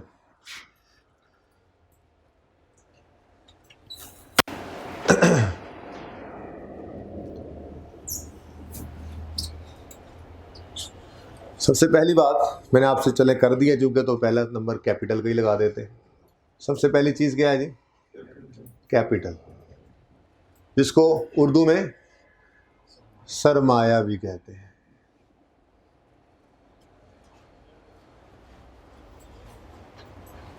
चल अब ना थोड़ा सा आप यूँ करेंगे, इनको ज़रा लिख लें, अच्छा होता है, ज़रा घर जाके कुछ पढ़ना भी तो है। तो ये टेबल बेशक एंड पे पिक्चर भी ले लीजिएगा, टेबल के एंड पे पिक्चर भी ली जा सकती है, ठीक है ना। अब आप हेड ऑफ अकाउंटिंग लिख करना। फिलहाल पहले क्या करें, आप नंबर 1 हेडिंग दें कैपिटल, और जो मैं अंग्रेज़ी लिखूँ आसान अंग्रेज़ी लिखूँगा, किताबों वाली कोशिश करूँगा कि अंग्रेज़ी ना हो। कहीं पे किताब को देख लूँगा, वो अच्छी लगी तो किताब वाली लिखवाता चलूँगा, ठीक है ना। सादा आसान अल्फाज के अंदर कैपिटल का क्या मतलब होता है वो आप लोगों ने मुझे खुद ही बताया था, अक्सरियत बच्चों ने। और जिन्होंने नहीं बताया था कल तक इंशाल्लाह वो बताने के काबिल होंगे, क्योंकि आज लिखवा दूंगा, घर जाके एक नज़र पढ़ लेंगे, कल इंशाल्लाह वो भी इसी काबिल होंगे, ठीक है, ये टीए साहब आ रहे हैं क्लास में, यार बैठ जा आराम से यार। अच्छा अच्छा, चलें जी, लिखें कैपिटल। कैपिटल क्या होता है अभी आपने बताया? हाँ अच्छा, एक बात याद रखना, सिर्फ पैसा बिजनेस में लाना ये कैपिटल नहीं होता, ठीक है। ज़रूरत महसूस सोना अच्छा, ज़रूरत महसूस होने पर मैं किसी वक्त ये लिख भी दूंगा, फिलहाल ज़रूरत नहीं महसूस कर रहा कि इसको लिखूं, ज़बानी बता रहा हूँ, ठीक है। ओनर बिजनेस में कुछ भी ले आए वो कैपिटल ही है। जैसे हम सब की दुकान है, हम कारोबार करते हैं, ठीक है। कारोबार ये है कि हम मिनरल वाटर की बड़ी बोतलें जो हैं वो यहाँ पे जो है वो सप्लाई करते हैं दुकानों पे, हॉस्टलों में, मकानों में। और हमें ज़रूरत महसूस हुई कि हमारे पास जो है वो एक बाइक हो, ताकि उस बाइक पे हम जो है वो ज़रा थोड़ा और दूर करें, बिल्कुल साथ साथ जो है हम 2-4 जगहों पे जाके कंधे पे रख के या रेडी पे रख के दे आते हैं। तो एक मोटरसाइकिल अगर हम ले लें ना, ठीक है, तो मोटरसाइकिल के पीछे वो टोकरा से लगा लें, उसमें 4 बोतलें आ जाएंगी, जाके दे आया करेंगे, तेज़ी तेज़ी से ज़्यादा बिजनेस को फैला सकते हैं। अब हमें ज़रूरत महसूस हुई तो आप सब ने कहा कि सर मोटरसाइकिल तो आपके पास ही फारेग है, हमारा तो फिलहाल ज़रूरत में है। तो मैंने कहा ठीक है, फिर मेरे वाला मोटरसाइकिल बिजनेस में लगा देते हैं। अब जो मैं अपना मोटरसाइकिल लेकर आया अपने वाटर सप्लाई वाले बिजनेस के अंदर, पैसे तो नहीं लाया, बिजनेस को मोटरसाइकिल दिया। सेपरेट एंटिटी कॉन्सेप्ट, बिजनेस को मोटरसाइकिल दिया, बात समझ रहे? मैं ओनर हूं, मैंने अपने बिजनेस में मोटरसाइकिल लाकर इस्तेमाल किया, लेकिन मैं क्या कह रहा हूं, अकाउंटिंग क्या होगी, अकाउंटेंट्स क्या कहेंगे, बिजनेस ओनर ने बिजनेस को मोटरसाइकिल दिया। हम दुकानदार, मैंने बेकरी खोली हुई है, ठीक है जी, मैंने बेकरी खोली हुई है। अब उस बेकरी के ऊपर जो मेरी प्रोडक्ट्स पड़ी होती हैं बिकने के लिए, मैं वैसे ही कहीं चक्कर लगाने गया, घूमने फिरने किसी और मुल्क, वहाँ से कोई 2-4 प्रोडक्ट्स उठा के ले आया, ज़रा ट्राई तो करें, ज़रा हो सकता है चल जाए तो फिर मंगवाया करेंगे, ठीक है। खजूरें ले आया जी, ये वाली खजूरें रख लेते हैं, ये अगर बिक गई तो फिर आइंदा यहाँ से ही ले लिया करेंगे। अब वो मैंने क्या किया, गुड्स ही लाकर रख दी, पैसे नहीं लाए, पैसे अपने जेब से निकाले थे, चीज़ें खरीदी थी, लाकर अपने कारोबार में गुड्स रख दी।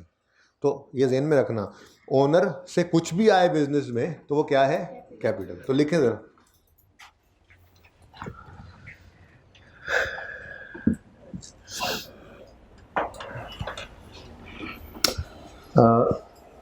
कैपिटल के बारे में आसान सी बात ही लिखें, इन्वेस्टमेंट यूं कर लें, investment by owner into the business, investment by owner into the business.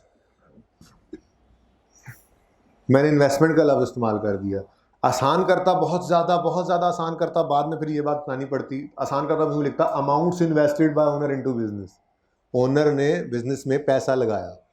फिर अगले दिन जाकर बताना पड़ता आपको एसेट, अभी पढ़ाया नहीं है सॉरी, ठीक है। तो कोई और भी चीज़ इन्वेस्ट करे बिजनेस में तो वो भी कैपिटल ही है, तो इसलिए मैंने क्या कह दिया, investments bye owner in business. अच्छा, अब थोड़ा सा टेक्निकल बात भी साथ साथ करते ही चलते हैं। ओनर ने बिजनेस में पैसा लगाया, ठीक है, क्या कहा हमने इसको, क्या नाम है इसका, कैपिटल। बिजनेस के पास ये पैसा आ गया, किसका है ये पैसा, तो ओनर पे तो ये एक तरह का बोझ है, बिजनेस का नहीं है। अच्छा चलो मैं फिर सवाल करता हूँ, ओनर ने बिजनेस में पैसा लगाया, लगा दिया, सुबह कारोबार शुरू हुआ, शाम को प्रोग्राम बदल गया, कारोबार बंद कर दिया, जो चीज़ें खरीदी थी वो बेच दी, पैसे कहाँ जाएंगे, बिजनेस के पास, बिजनेस कब्र में लेके जाएगा। बिजनेस तो आर्टिफिशियल पर्सन था, ओनर का पैसा था, ओनर को वापस मिल गया, ठीक है। तो है तो ज़रा टेक्निकल सी बात, लेकिन लिख लें, अभी समझ ना भी आए तो इंशाल्लाह कल तक आ जाएगी समझ, कोई मसला नहीं, ठीक है। तो लिखें कैपिटल की ज़रा टेक्निकल डेफिनेशन लिखें, ये फुल स्टॉप लगा दें, बस आसान वाली बात ये समझ आ गई, बस आज का काम पूरा हो गया, आज के पैसे पूरे हो गए, ठीक है ना। आपको ये समझ आ गया कि कैपिटल क्या है, investments bye owner into business, कोई भी चीज़ ओनर बिजनेस में लेकर आए तो वो कैपिटल है, ठीक है ना। अब थोड़ा सा टेक्निकल एक बात लिख लें, जो आज तो नहीं, सर्टेनली कल परसों में ये चीज़ काम आएगी, लिखें, इट रिप्रेजेंट्स ओनर्स राइट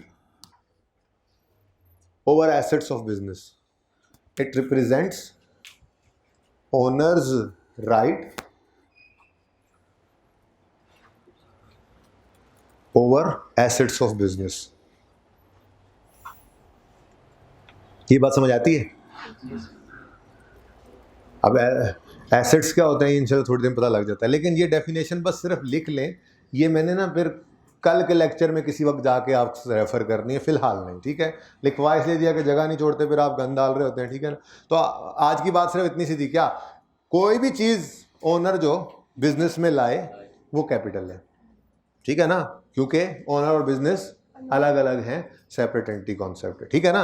अच्छा, अब आप कहोगे सर ने ये बात भी तो की थी, ड्यूअलिटी कॉन्सेप्ट, ये इस ट्रांजैक्शन में कैसे अप्लाई होता है? ओनर बिजनेस में कैश लेकर आया, अब बिजनेस एक आर्टिफिशियल पर्सन है जो ओनर से अलग है। अब बिजनेस के पास कैश आ गया, ओनर की तरफ से कभी नहीं सोचना। फिर हमने देखो, हमने अकाउंटिंग किसकी करनी है? बस। तो बिजनेस के जूतों में हमेशा पाँव हो हमारे। हर ट्रांजैक्शन को कम से कम पहले हफ्ता 10 दिन तो ये फर्ज अपने ऊपर कर लें कि हर ट्रांजैक्शन को बिजनेस के पॉइंट ऑफ व्यू से सोचना है, क्योंकि अकाउंटिंग किसकी करनी है हमने? बिजनेस की, ओनर की नहीं। ओनर का हम अकाउंटेंट नहीं, मुंशी नहीं है। माना कि वो बैठा ऊपर ओनर ही होता है जो सब कह रहा होता है ये कर दो, लेकिन हमारे ये जो कॉन्सेप्ट है ना, सेपरेट एंटिटी कॉन्सेप्ट, इसने बिजनेस और ओनर को अलग अलग रखा हुआ। तो हमने अकाउंटिंग किसकी करनी है? बिजनेस, ठीक है ना। तो ओनर बिजनेस में पैसा लाया, ओनर गया बाढ़ में भाई, बिजनेस के बारे में सोचना है हमने, ठीक है। अब बिजनेस के पॉइंट ऑफ व्यू से सोचें, बिजनेस के पास क्या हुआ? कैश आया, और क्या हुआ? हाँ, इसको लायबिलिटी कहना नहीं है, ठीक है, क्योंकि लायबिलिटी की भी डेफिनेशन थोड़ी देर में आ रही है, ठीक है ना। हाँ, कैपिटल एक तरह की लायबिलिटी ही तो है, लेकिन ये लायबिलिटी मुमताज है। मुमताज मीन्स डिफरेंट है, ठीक है, दूसरी लायबिलिटीज, ओके। ये लायबिलिटी टुवर्ड्स ओनर है। कैपिटल क्या, कैपिटल किसे कहते हैं जी? Liability towards owner. ये बड़ी इंपॉर्टेंट बात है, ठीक है। ये डेफिनेशन में नहीं लिखना, ये जहाँ कैपिटल की हेडिंग दी होगी ना, ऊपर छोटा सा लिख लोगे लायबिलिटी टुवर्ड्स ओनर। अगर डिफरेंट कलर का मार्कर है तो उससे लिख लोगे, ठीक है। पर्चे में सिर्फ black marker, black ball point use करना है, लेकिन क्लास के अंदर ब्लू भी रख लिया करें, रेड भी रख लिया करें, ब्लैक से लिखते जाया करें, ब्लू से रेड से कोई अंडरलाइन करना, कोई निशान लगाना, कोई इंपॉर्टेंट बात लिखना, वो कर लिया करें। सर हम एक ले हैं तो बड़ी बात है, कैसी बातें कर रहे हैं, कौन से जमाने में रहते हैं आप? हम 3 बॉल पॉइंट, इतना वजन कौन उठाए? वैसे भी रोजे आ रहे हैं आगे, रख लिया करो, ठीक है। अच्छा, क्या बात कर रहा हूं मैं? Liability towards owner. बात क्या कर रहा था मैं?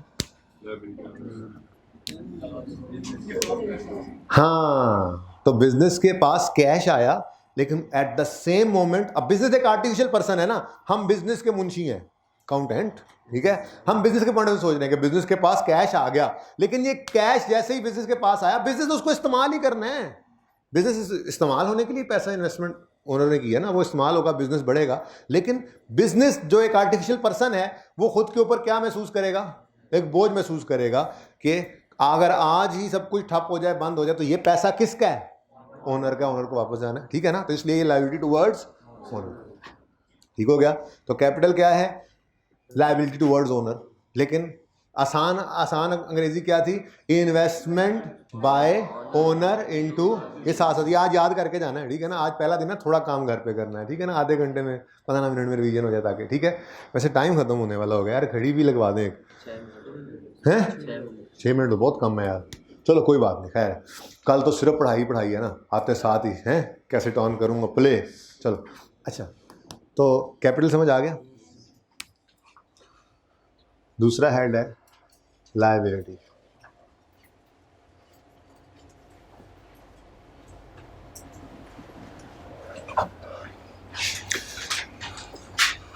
लायबिलिटी क्या है जी? लायबिलिटी क्या है? लायबिलिटी है ऑब्लिगेशन ऑन बिजनेस। ओनर की ऑब्लिगेशन, ओनर की ऑब्लिगेशन हम रिकॉर्ड करेंगे? ओनर की ऑब्लिगेशन से हमें को सरोकार होगा? नहीं। हाँ, आगे जाकर ना कुछ दिनों में हम ये देखेंगे कि ओनर की कोई ऑब्लिगेशन बिजनेस पे कर देगा, फिर हम जरूर जो है ना वो अलर्ट हो जाएंगे, क्योंकि बिजनेस जहां इन्वॉल्व हो जाना है, हमने वहां पे अकाउंटिंग करनी है। अकाउंटिंग मतलब ट्रांजैक्शन को नोट करना है। ट्रांजैक्शन में 2 एंड्स होंगे, देखेंगे इंशाल्लाह, ठीक है। तो बिजनेस के ऊपर कोई भी ऑब्लिगेशन है, ऑब्लिगेशन कई तरह की हो सकती है, ठीक है। लेकिन चूंकि अभी आज बचपन है, पहला दिन है, इसलिए मैं फिलहाल बात जो कर रहा हूँ वो सिर्फ कर रहा हूँ obligation to pay someone in future. Obligation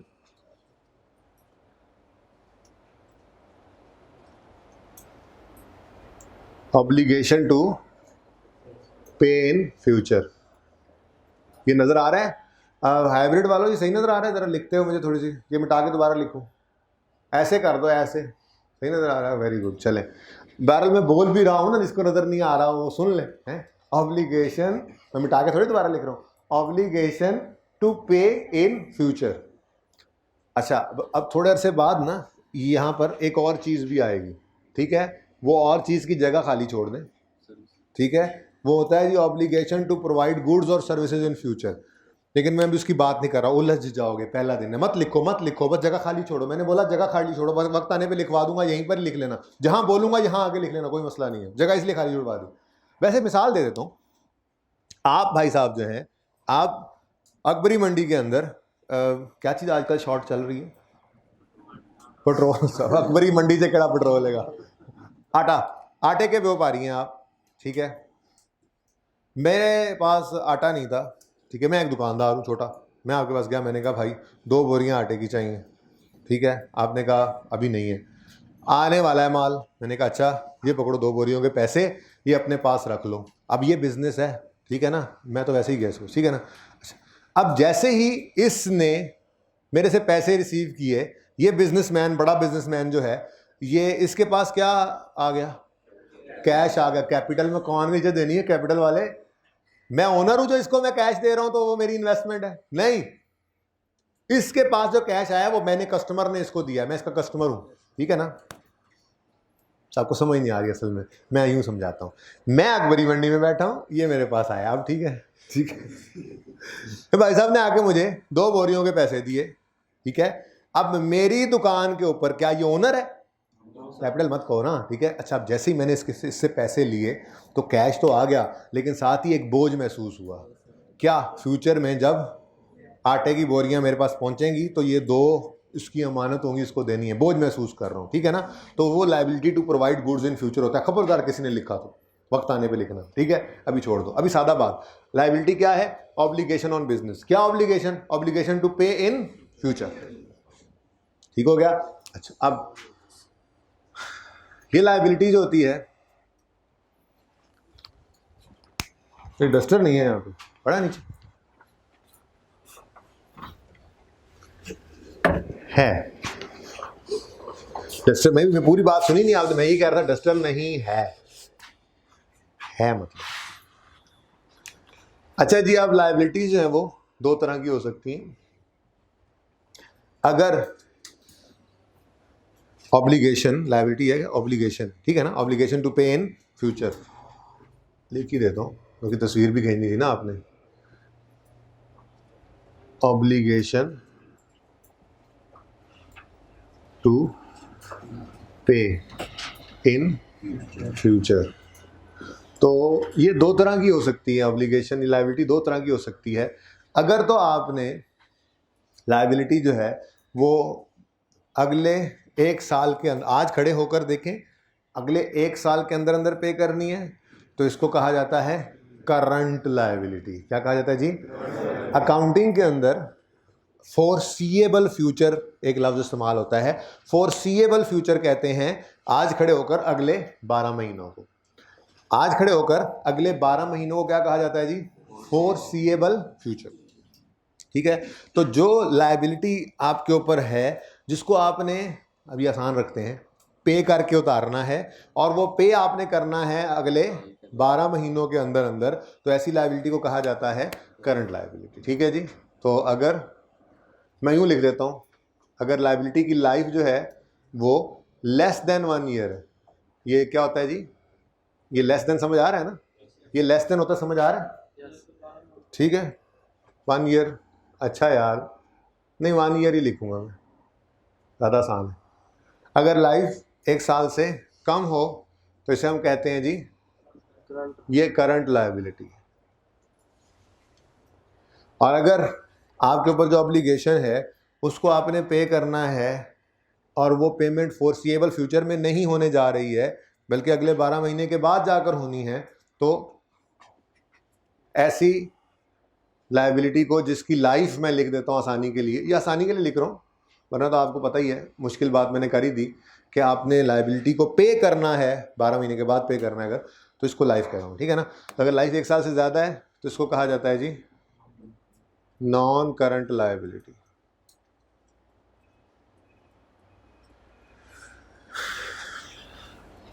मिसाल के तौर पे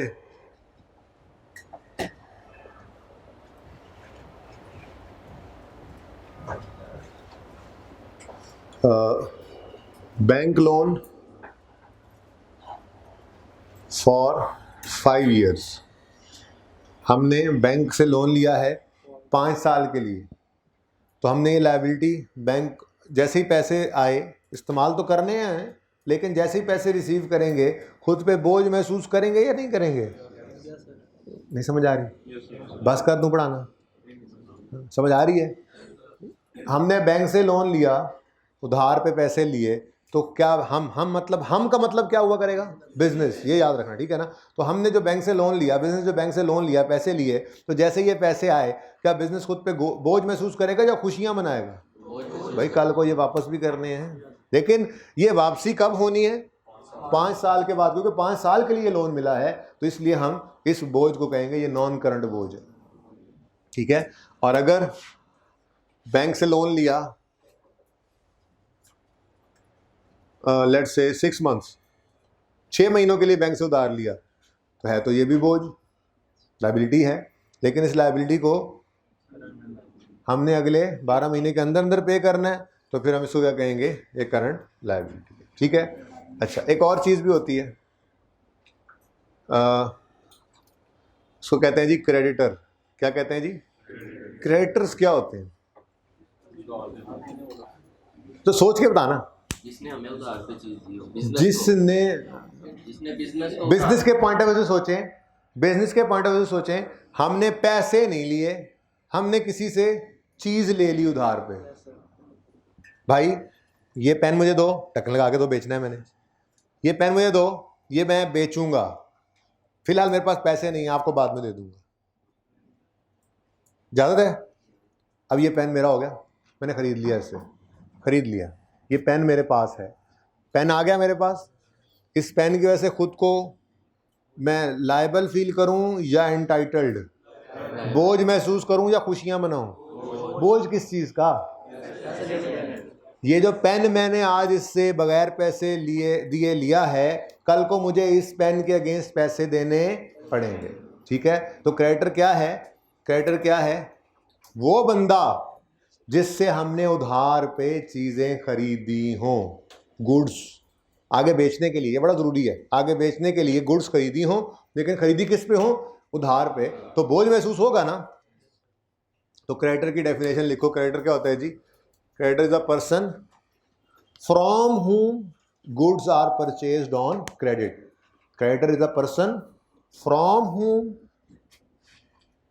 goods are purchased on.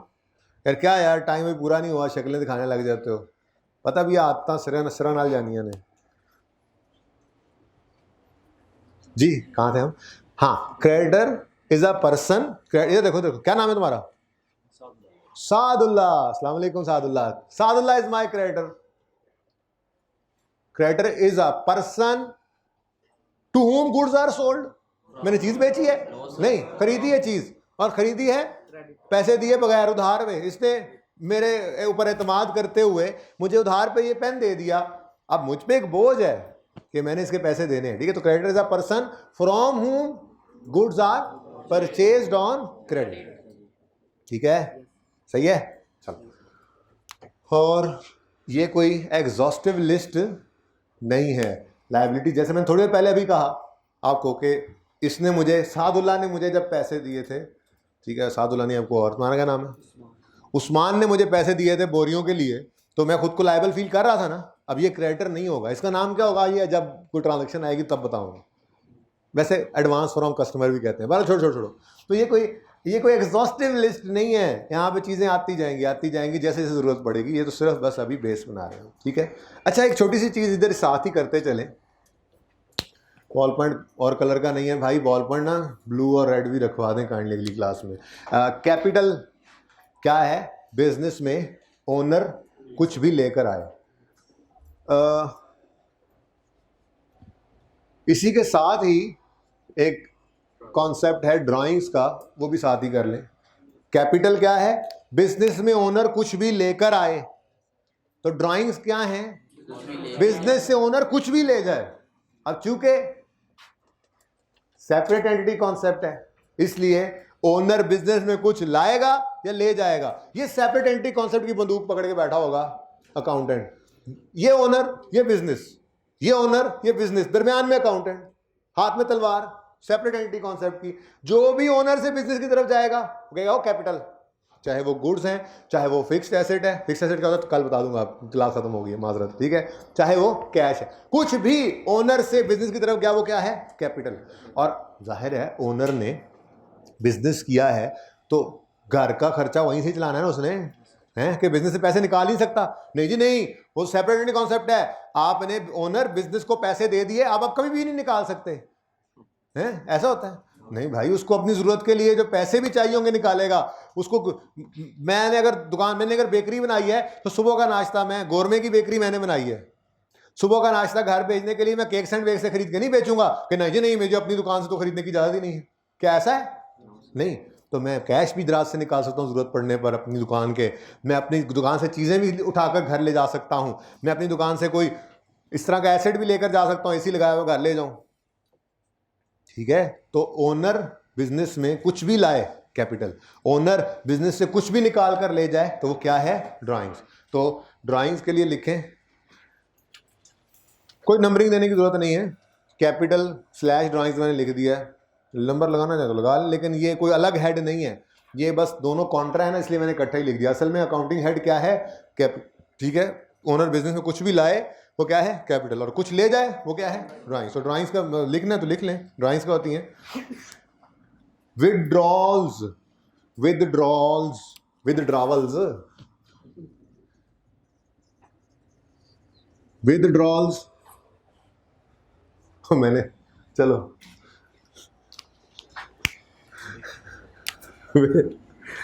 विदड्रॉल्स by owner from the business.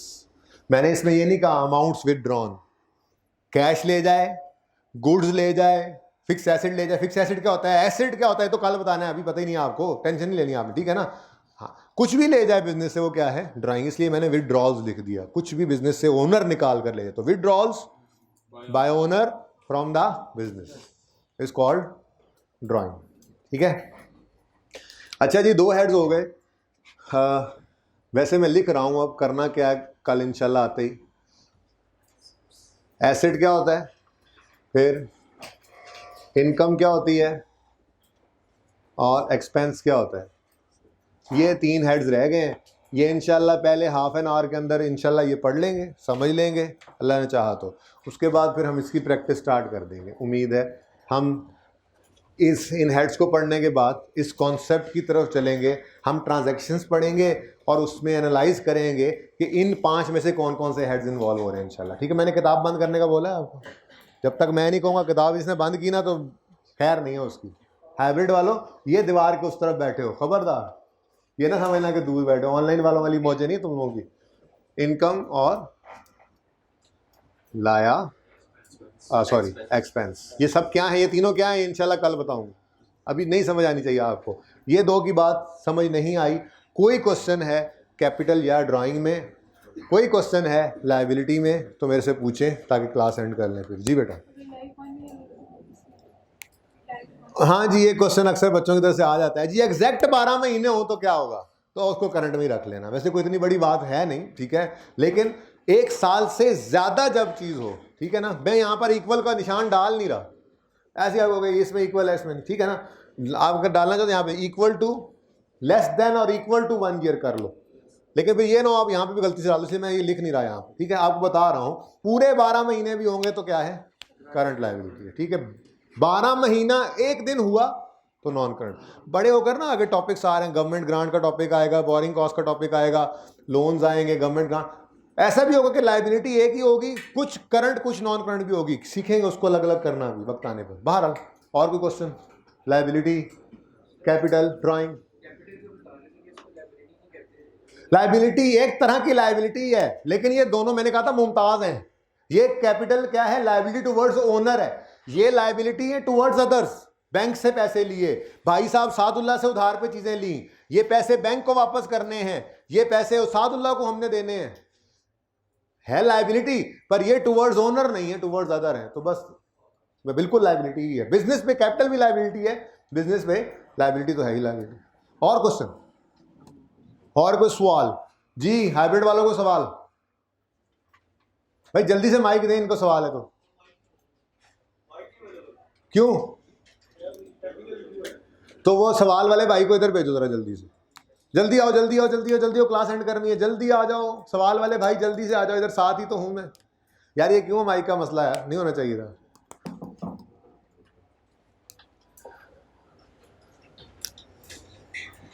सुनाई नहीं दिया? चलो भाई क्लास के बाद में उधर ही आ रहा हूँ, बैठ जाओ, बैठ जाओ, बैठ जाओ, बैठ जाओ। ठीक है जी, आज की क्लास यहाँ एंड करते हैं। ओके, कोई मसला हो कल भी पूछ सकते हैं। सवाल पूछने से बिल्कुल मना नहीं करता मैं, 10 बार पूछ लो, ठीक है। अगर किसी सवाल का जवाब मौके पे देना है तो मौके पे दूंगा, नहीं तो कुछ डिले करना हो आप लोगों की वजह से ही मैं आपको कह दूंगा कि यार 1-2 दिन में ये बात इस तरह से आ रही है, आप देखोगे वो चीज़ें आ जाती हैं, ठीक है। तो सवाल आप बिल्कुल किया करें, सवाल करने पे कोई मना नहीं है। जो पढ़ाया है उसको रिवाइज करना। आज तो बातें इतनी ज़्यादा गपशप ही थी, इंशाल्लाह ज़्यादा पढ़ाई तो कल से ही होगी ज़िंदगी, तो कल मुलाकात होगी। अल्लाह हाफ़िज़, अस्सलाम वालेकुम।